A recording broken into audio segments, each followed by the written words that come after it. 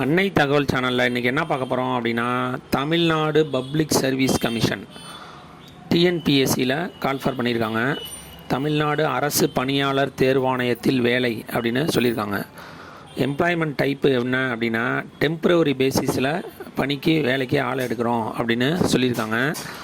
எத்தனை போஸ்டிங் அப்படின்னா 50 typist posting அப்படின்னு சொல்லியிருக்காங்க. டைப்பில் என்ன முடிச்சிருக்கணும் அப்படின்னு சொல்கிறாங்கன்னா, தமிழ் மற்றும் ஆங்கிலத்தில் முதுநிலை அல்லது உயர்நிலை, அதாவது டைப் ஹையர் முடித்தவங்க விண்ணப்பிக்கலாம் அப்படின்னு சொல்லியிருக்காங்க. அல்லது தமிழில் முதுநிலை, உயர்நிலை மற்றும் ஆங்கிலத்தில் இளநிலை மற்றும் கீழ்நிலை. இளநிலை கீழ்நிலை அப்படிங்கிறது லோயர் முடித்தவங்க விண்ணப்பிக்கலாம் அப்படின்னு சொல்லியிருக்காங்க. ஆங்கிலத்தில் முதுநிலை, உயர்நிலை மற்றும் தமிழில் இளநிலை, உயர்நிலை, ஆங்கிலத்தில் ஹையர் மற்றும் தமிழில் லோயர் முடித்தவங்களும் இதுக்கு விண்ணப்பிக்கலாம் அப்படின்னு சொல்லியிருக்காங்க. இந்த 50 போஸ்டிங்க்கு யார் விண்ணப்பிக்கலாம் அப்படின்னா, ஆல்ரெடி தமிழ்நாடு கவர்மெண்ட்டில் டெம்ப்ரவரியாக வேலை பார்த்துக்கிட்டு இருக்க டைப்பிஸ்ட்டுங்க இதுக்கு விண்ணப்பிக்கலாம் அப்படின்னு சொல்லியிருக்காங்க. அதுக்காக ஒரு அப்ளிகேஷன் ஃபார்ம் ஒன்று கொடுத்துருக்காங்க. தற்காலிக வேலைவாய்ப்பு சான்றிதழ். இப்போ நீங்கள் தமிழ்நாட்டில் எந்த கவர்மெண்ட் ஆஃபீஸில் டெம்ப்ரவரியாக டைப்பிஸ்ட்டாக வேலை பார்த்துக்கிட்டு இருக்கீங்களோ அந்த ஆஃபீஸில் இந்த அப்ளிகேஷன் ஃபார்மில் கையெழுத்து வாங்கி டிஎன்பிசி அப்ளை பண்ணுறப்ப அதை அப்லோட் பண்ணணும் அப்படிங்கிற மாதிரி சொல்லியிருக்காங்க.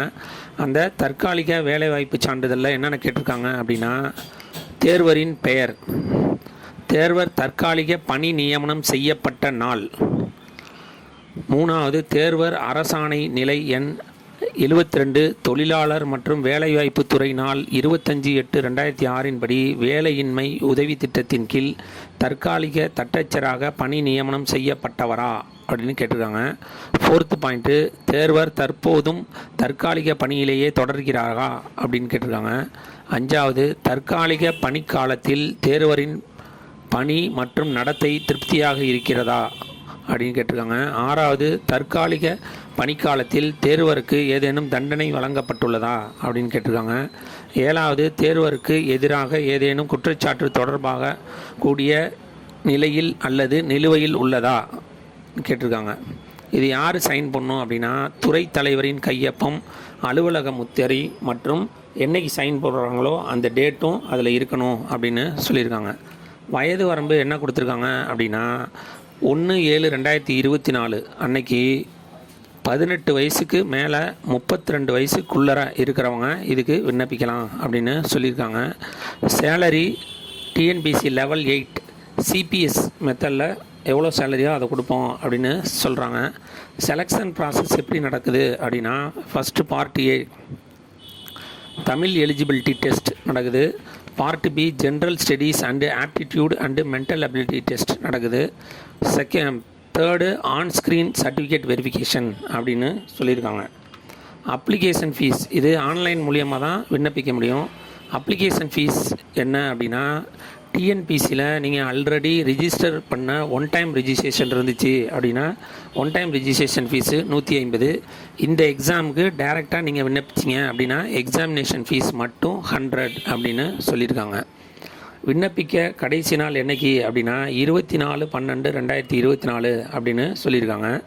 இன்கேஸ் அப்ளிகேஷன் ஃபில் பண்ணினதுக்கப்புறம் அதில் ஏதாவது கரெக்ஷன், சர்டிஃபிகேட் நம்பர் தப்பாக போட்டோம் இல்லை இயரை தப்பாக போட்டோம் அப்படின்னு ஏதாவது தவறு செஞ்சுருந்தீங்க அப்படின்னா அந்த அப்ளிகேஷன் கரெக்ஷன் விண்டோ பீரியடு அது 29/12/2024 நைட்டு 12:01 31/12/2024 நைட்டு 11:59 முடியுது அப்படின்னு சொல்லியிருக்காங்க. எக்ஸாம் என்னைக்கு அப்படின்னா 8/2/2025 காலை 9:30 12 வரலும் நடைபெறும் அப்படின்னு சொல்லியிருக்காங்க. டிஸ்கிரிப்ஷனில் லிங்க்கு கொடுத்துருக்கேன். ஒன் டைம் ரிஜிஸ்ட்ரேஷன் பண்ணாதவங்க ஃபஸ்ட்டு ஒன் டைம் ரிஜிஸ்ட்ரேஷன் பண்ணிவிட்டு இந்த எக்ஸாமுக்கு அப்ளை பண்ணுங்கள். ஆல்ரெடி ஒன் டைம் ரிஜிஸ்ட்ரேஷன் இருக்கிறவங்க டைரெக்டாக உங்களோட யூசர் ஐடி பாஸ்வேர்டை போட்டு இந்த எக்ஸாமுக்கு விண்ணப்பித்து வெற்றி பெற்று பணியில் சேருக. நன்றி, வணக்கம்.